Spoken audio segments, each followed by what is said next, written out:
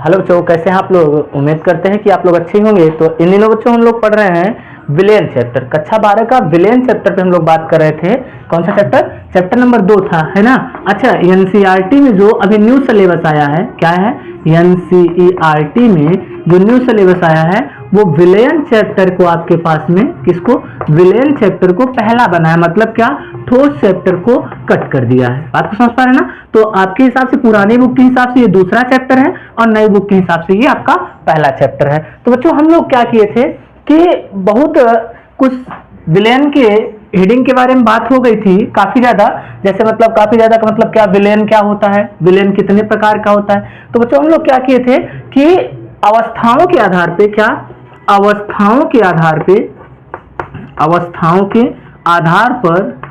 आधार पर विलेन के प्रकार को पढ़ लिया था। क्या? विलेन के प्रकार, किसको? विलेन के प्रकार को क्या कर लिया था आपने? पढ़ लिया था। विलेन के प्रकार को पढ़ लिया था आपने।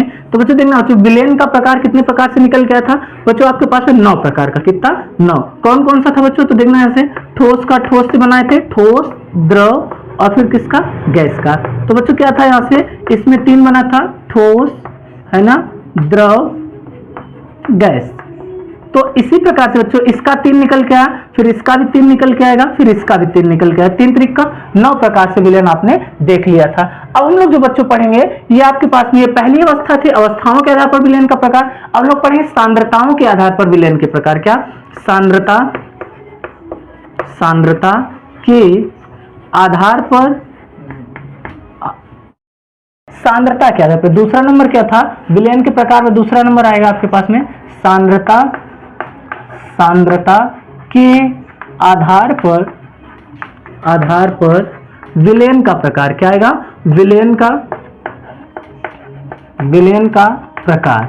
बात को समझ पा रहे हैं ना। तो देखना बच्चों, सांद्रता का सेंस समझ रहे ना बच्चों कि कौन सा विलेन कितना ज्यादा पतला है या कौन सा विलेन कितना ज्यादा गाढ़ा है। तो सांद्रता को हम लोग गाढ़े की बात करते हैं और तल जो होता है वो क्या होता है? पतला।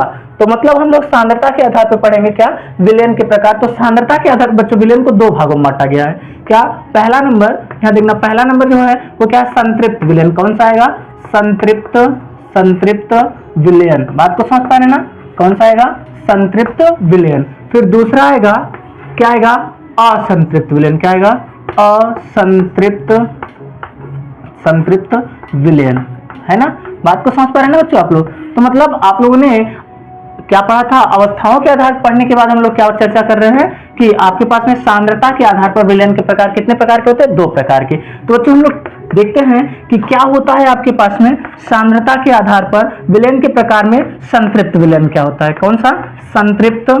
संतृप्त विलेन। बात को समझ पा रहे हैं ना। संतृप्त विलेन।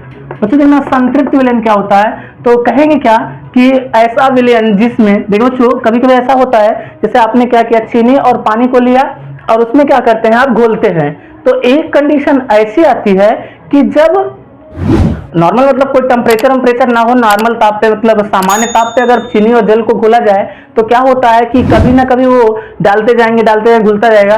एक अवस्था ऐसी आएगी जिसमें चीनी अपने आप घुलना बंद हो जाएगा, है ना। तो उसी अवस्था को, मतलब उसी विलेन को हम बोलते हैं संतृप्त विलेन। तो इसकी डेफिनेशन क्या लिखेंगे हम? ऐसा विलेन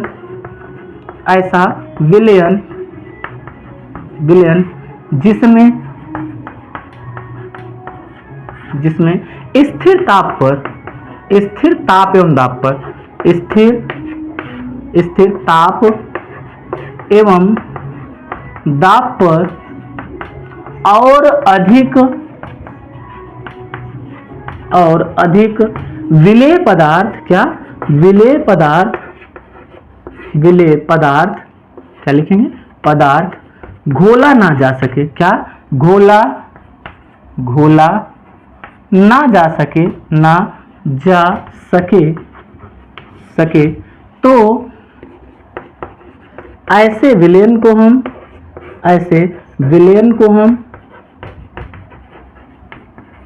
हम क्या कहेंगे बच्चों? संतृप्त विलेन कहते हैं। क्या कहते हैं?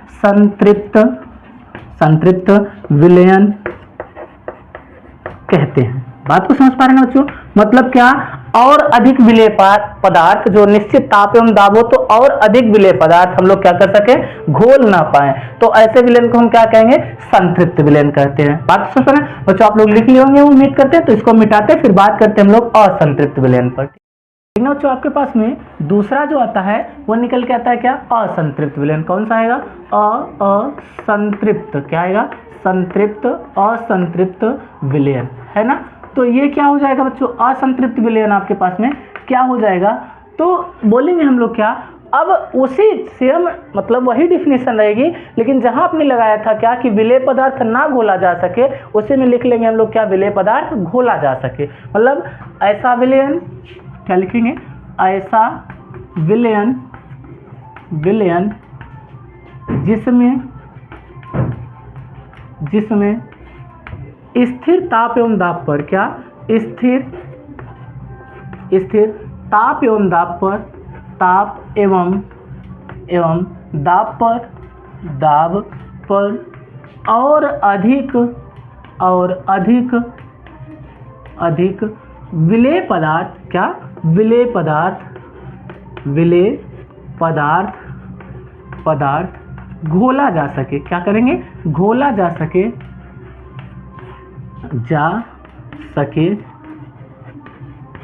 तो ऐसे विलयन को हम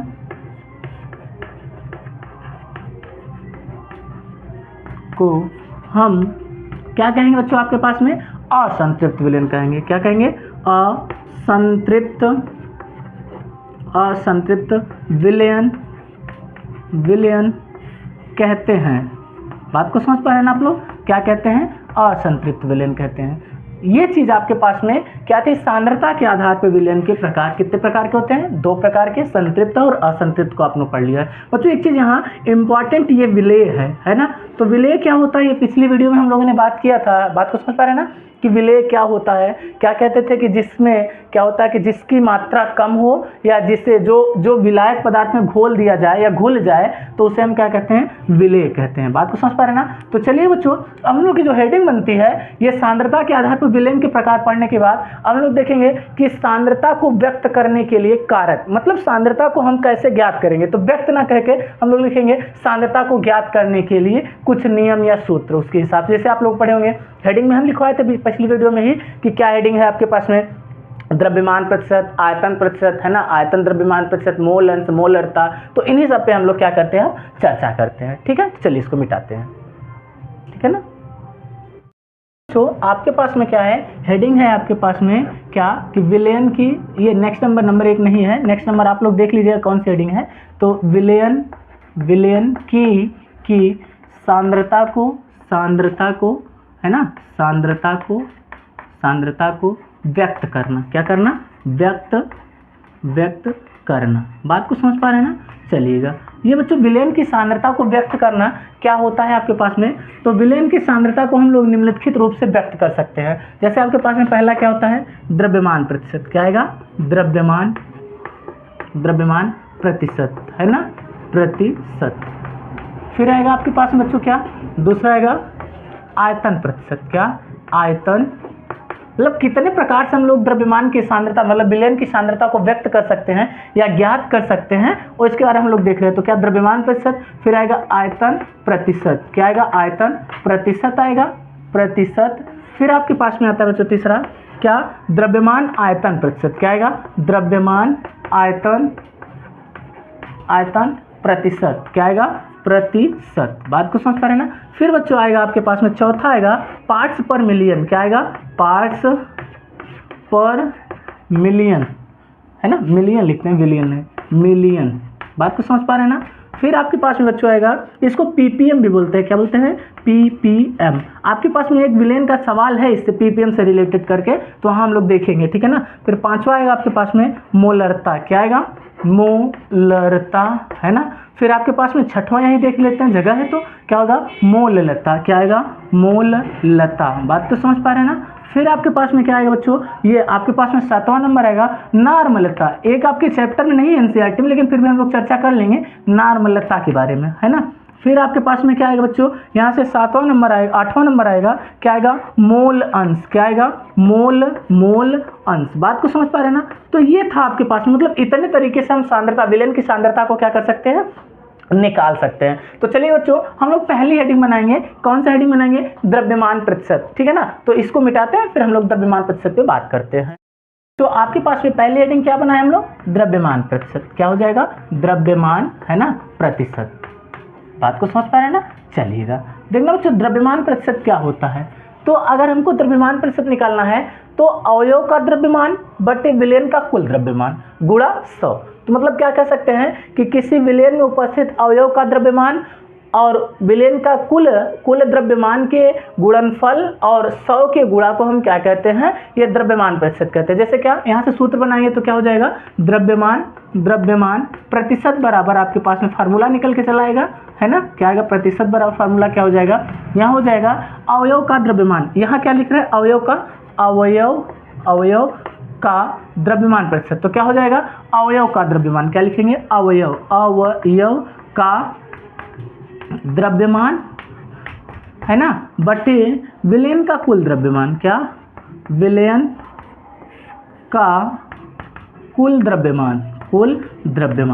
अच्छा एक चीज बताओ बच्चों, आप लोग यहाँ से थोड़ा अगुणा में यहाँ क्या रहेगा, 100। यहाँ देखना बच्चों, अवयव शब्द है, अवयव का सेंस हम लोग क्या समझे। तो देखना विलयन जो होता था बच्चों, आपके पास में बताया था ना, विलयन अवयव, या इसी को बोल सकते हैं हम लोग घटक। याद है ना आपको, बात इस पे चर्चा किए थे, घटक क्या है। तो विलयन में क्या था, आपके पास में 2 घटक था। कितना घटक था, 2। पहला वाला कौन सा था, विलेय का, है ना, विलेय था, और दूसरा वाला क्या था, विलायक था। बात को समझ पा रहे हैं ना। तो इसी से मिलकर क्या बना था, विलयन बना था। तो यही देखिए, जब यहाँ आप लोग क्या निकालेंगे, विलेय का, तो यहाँ पर भी विलेय का द्रव्यमान हो जाएगा। अब विलयन का मतलब टोटल पूरे विलयन का रहना चाहिए आयतन, सॉरी द्रव्यमान। बात को समझ पा रहे हैं ना। अगर यहाँ विलायक हो जाएगा तो यहाँ पर भी क्या हो जाएगा, विलायक हो जाएगा। बात को समझ पा रहे हैं ना। चलिएगा अब हम लोग क्या करते हैं, आयतन प्रतिशत पे चर्चा करते हैं, इसको मिटाते हैं फिर। तो आपके पास में क्या है कि हम लोग ये द्रव्यमान प्रतिशत का एक एग्जाम्पल सॉल्व कर लेते हैं, ताकि आपको वो फार्मूला कैसे रखा जाता है ये पता चल जाए। तो देखिए वो क्या लिखेंगे, द्रव्यमान प्रतिशत, एक एग्जाम्पल क्या लिखेंगे, एग्जाम्पल एक छोटा सा ले लेते हैं। जैसे क्या कि मान लेते हैं 25 ग्राम, क्या 25 ग्राम NaCl को, है ना, मतलब NaCl को, है ना, को क्या करते हैं कि मान लेते हैं आपके पास में यहाँ किसमें ले लेते हैं आपके पास में C2H5, है ना, NaCl है तो C2H5 ना लेकर जल ही ले लीजिए तो ज़्यादा अच्छा रहेगा। H2O को मान लेते हैं, यहाँ कितना है, यहाँ 25 है तो यहाँ मान लेते हैं 75, कितना 75 ग्राम क्या लेते हैं, H2O में घोला जाता है। अच्छा बच्चों एक चीज़ ध्यान दीजिएगा, आप लोग यहाँ कंफ्यूज होंगे कि ये जल जो है ये ग्राम में क्यों मापा गया है, क्योंकि वहाँ द्रव्यमान प्रतिशत निकालना है, इसलिए उसको ग्राम में किया हम, ठीक है ना। अगर यही नहीं तो फिर क्या होता है, इसका आयतन लीटर वगैरह में होता है ना, तो इसलिए। तो देखिए में घोला गया है, घोल कर एक विलयन बनाया गया है। क्या लिखेंगे, बनाया गया है ना, विलयन में उपस्थित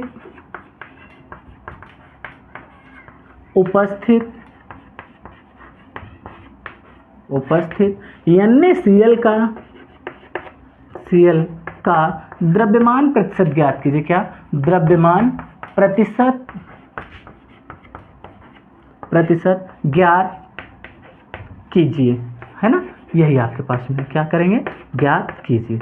ये चीज़ आपके पास में सवाल है ना। तो देखिए बच्चों, हम लोग देखेंगे इस सवाल में दिया क्या क्या है। तो देखिए बच्चों, यह 25 ग्राम NaCl है को 75, अच्छा बताइए बच्चों, यहाँ किसकी मात्रा कम है ना। यहाँ देखिए ये 25 ग्राम है, ये कितना है, 75 ग्राम है। तो बच्चों ये क्या हो जाएगा, जिसकी मात्रा कम होती है उसे क्या कहते हैं, विलेय कहते हैं। तो यहाँ दिया है आपके पास में, क्या दिया है, क्या दिया है, विलेय। क्या, विलेय आपके पास में विलेय कितना है, 25 ग्राम। बात को समझ पा रहे हैं ना। फिर क्या आपके पास में विलायक, क्या है, विलायक, है ना। विलायक कितना है बच्चों, यहाँ है 75 ग्राम। बात को समझ पा रहे हैं ना आप लोग। अच्छा बच्चों, अगर कुल विलयन का देखा जाए तब द्रव्यमान, तो यहाँ लिखेंगे क्या, कुल विलयन का द्रव्यमान, क्या द्रव्यमान बराबर कितना हो जाएगा, तो 25 है ना, और प्लस 75 कितना हो जाएगा टोटल, तो 100 हो जाएगा। बात को समझ पा रहे ना। अब देखो बच्चों, तो ये विलायक मतलब कुल विलयन का द्रव्यमान निकल गया।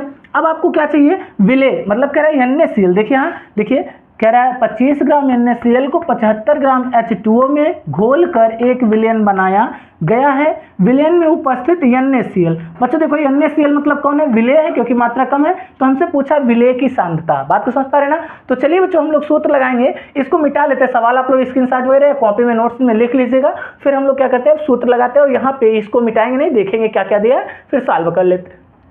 तो आपके पास में क्या है, आप सूत्र जानते हैं, क्या लिखेंगे सूत्र।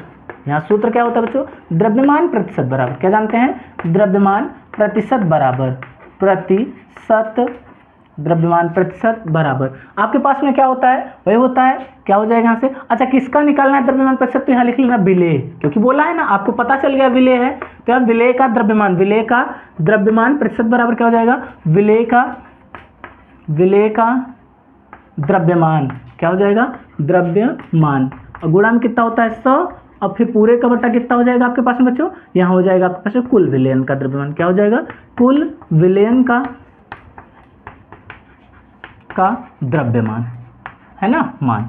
तो चलिए बच्चों फटाफट रखते हैं हम लोग। तो यहाँ प्रतिशत ऐसे लिख लेते हैं, यहाँ परसेंटेज मतलब किसका, द्रव्यमान का परसेंटेज बराबर, यहाँ देखिए विलेय का द्रव्यमान कितना है बच्चों, तो विलेय यही था आपके पास में, कितना था 25 ग्राम, कितना था 25 ग्राम बटा, अब देखिए कुल विलयन का द्रव्यमान, कुल विलयन का द्रव्यमान कितना निकले हैं 100, तो यहाँ क्या हो जाएगा 100, और गुणा में कितना 100, तो यहाँ 100 से 100 कट गया, तो टोटल कितना है 25%, मतलब इसकी सांद्रता कितनी हो जाएगी 25% इसकी सांद्रता होगी। बात को समझ पा रहे ना। अब देखिए बच्चों हम लोग बात करते हैं किस पर, कि द्रव्यमान प्रतिशत हो गया, अब हम लोग बात करेंगे आयतन प्रतिशत पर, ठीक है ना। तो इसको मिटाते हैं। आयतन प्रतिशत क्या हेडिंग बनेगी आपकी, आयतन प्रतिशत, आयतन प्रतिशत, क्या प्रतिशत, है ना। हम लोग चर्चा करेंगे आज किस पर, अब वो पढ़ने के बाद, द्रव्यमान प्रतिशत पढ़ने के बाद हम लोग क्या पढ़ेंगे, आयतन प्रतिशत। तो बच्चों आयतन प्रतिशत बराबर फार्मूला क्या हो जाएगा यहाँ से, तो लिखेंगे हम लोग आयतन प्रतिशत बराबर, ये देखिए मेन हेडिंग है ना आपकी, आयतन प्रतिशत। तो क्या होता है, तो आयतन प्रतिशत को हम निम्न प्रकार ज्ञात करते हैं, आयतन प्रतिशत बराबर क्या लिखेंगे, कि लिखेंगे अवयव का आयतन बटा विलयन का कुल आयतन, क्या विलयन लिख लेंगे ना, विलयन का कुल आयतन, बात को समझ पा रहे ना। और गुणा में कितना हो जाएगा 100, यही आपके पास में फार्मूला है, क्या है, आयतन प्रतिशत बराबर अवयव का आयतन बटे विलयन का कुल आयतन, गुणा में कितना 100। एक एग्जाम्पल इस पे सॉल्व कर लेते हैं हम लोग, जैसे क्या कहेंगे, मान लेते हैं आपके पास में क्या है बच्चों, कि यहाँ ले लेते हैं 75 ग्राम, 75 ना लेकर 50 लो तो ज़्यादा अच्छा रहेगा, क्योंकि आपको आना भी चाहिए अच्छे से। तो यहाँ थोड़ा सा जल्दी में हम लोग है ना, तो इसलिए एग्जाम्पल छोटा छोटा करके सॉल्व कर लेंगे। 75 लीटर ले लेते हैं ना, लीटर ज़्यादा हो गया क्या, चलो ठीक है सवाल ही तो है, लीटर है ना, 50 लीटर C2H5OH को, अब देखते जाना भाई, है ना, 50 लीटर C2H5OH को, है ना, एक शराबी है भाई मान लेते हैं, वो 50 लीटर शराब लिया एक साथ ही घोल रहा है और पिएगा, तो कितना है 50 लीटर C2H5OH को मान लेते हैं 100 लीटर जल में घोला जाता है, कितना घोला जाता है, या घोलकर एक विलयन है ना बनाया जाता है, विलयन बनाया जाता है। तो कह रहा है, तो यहाँ से ले लेते हैं, जैसे आपके पास में इसको ले लेते हैं, तो जल की सांद्रता, जल की सांद्रता ज्ञात कीजिए, है ना, ज्ञात कीजिए। चलिए बच्चों अब हम लोग क्या करते हैं, इसकी सांद्रता को ज्ञात करते हैं। पहले आप लोग लिख लिए होंगे, तो फटाफट हम लोग क्या करते हैं, क्या क्या दिया है वो लिख लेते हैं। तो यहाँ दिया है विलेय, घुल कौन रहा है बच्चों, क्योंकि कम किसकी मात्रा है 50, तो यहाँ विलेय कौन है C2H5OH, है ना, कितना है बच्चों, तो आपके पास में है 50 लीटर, है ना, यहाँ पे दिया है। फिर क्या हो जाएगा यहाँ से, जल, है ना, H2O, है ना, क्या है विलायक, है ना। फिर कितना हो जाए H2O कितना दिया है तो 100 लीटर। टोटल कुल विलेन का आयतन, कुल विलेन का आयतन बराबर हो जाएगा आपके पास में 50 और 100, यहाँ 100 प्लस 50 बराबर हो जाएगा आपके पास में 150। कितना हो जाएगा 150। तो ये चीज़ें आपके पास में दी हुई हैं। हम लोग क्या करेंगे, इसको मिटा के इसे सूत्र पर रख देंगे, आपका क्या हो जाएगा, ये सवाल सॉल्व हो जाएगा। तो चलिएगा देखते हैं, इसको मिटाते हैं फिर आगे बढ़ते हैं। तो आपके पास में आयतन प्रतिशत बराबर, तो किसका आयतन निकालना है, तो बोला है विलायक का, मतलब जल का ना। तो जल H2O का द्रव्यमान प्रतिशत, सॉरी आयतन प्रतिशत, क्या निकालना है, आयतन प्रतिशत, ऐसे शॉर्ट में लिखेंगे। तो यहाँ कितना हो जाएगा बच्चों, लिखा है यहाँ देखिए, यहाँ H2O था तो यहाँ अवयव है तो यहाँ भी H2O हो जाएगा। तो H2O का आयतन कितना है आपके पास में, तो देखिए बच्चों कितना है 100, कितना है 100 बटा, है ना। अब आपके पास में क्या है, कुल विलयन का आयतन, यही था ना कुल विलयन का आयतन।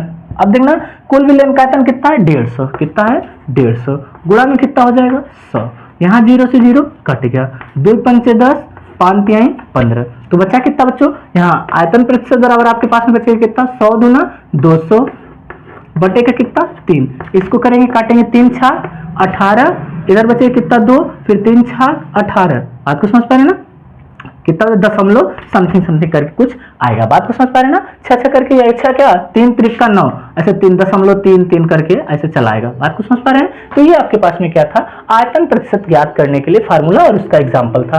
अब हम लोग बात करेंगे क्या, आयतन द्रव्यमान आयतन प्रतिशत पे, ठीक है। चलिए बच्चों, आपके पास में ये जो नेक्स्ट नंबर था आपके पास में क्या, द्रव्यमान आयतन प्रतिशत, क्या है आयतन प्रतिशत, है ना।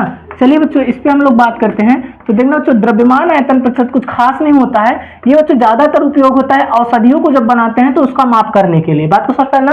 तो क्या बोलेगा, कहेगा 100 मिलीलीटर विलेन में विले द्रव्यमान की मात्रा को हम क्या कहेंगे बच्चों, द्रव्यमान आयतन प्रतिशत कहते हैं। क्या कहेंगे, द्रव्यमान आयतन प्रतिशत कहते हैं, ठीक है ना। क्या कहेंगे, द्रव्यमान आयतन प्रतिशत कहते हैं, किसमें, तो ये ज्यादातर बच्चों इसका उपयोग ज्यादा कहीं नहीं होता है, बस हाँ, लेकिन दवाइयां जब औषधियां बनाई जाती हैं तो यहाँ इसका उपयोग हम करते हैं, इस मात्रक का, बात को समझ पा रहे ना। कितना कह रहा है, 100 मिलीलीटर विलेन में विलेय द्रव्यमान की मात्रा को, विलेय के द्रव्यमान की मात्रा को हम द्रव्यमान आयतन प्रतिशत कहते हैं, ठीक है ना। अब चलिए हम लोग बात करते हैं पार्ट्स पर मिलियन पर।